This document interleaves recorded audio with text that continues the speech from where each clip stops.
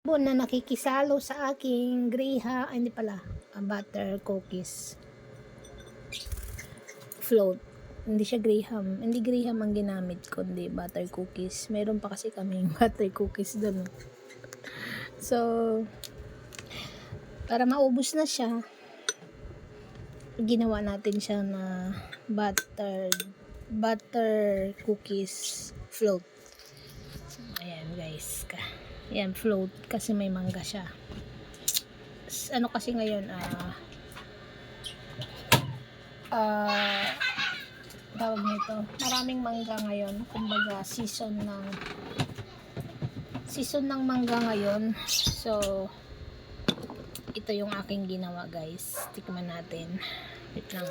Guys, ang ating ginawa na pampa-dessert. Ayan siya, oh. Kapal pa niya. Unti-unti lang para yung hindi ka maumay. Kasi pag dinamihan mo ng kain to, sigurado umay ka.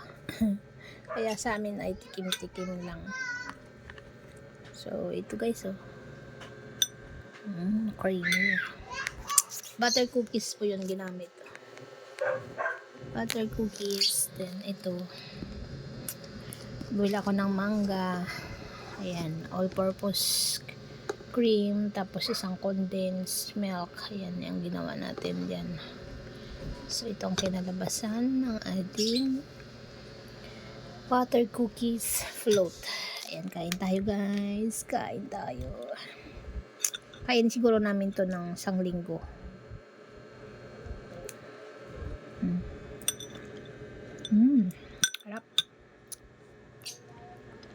Sarap. Sarap. Sarap.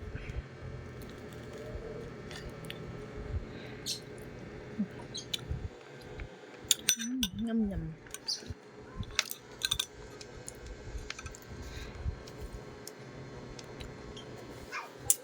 Ano ba yan? Natuluan.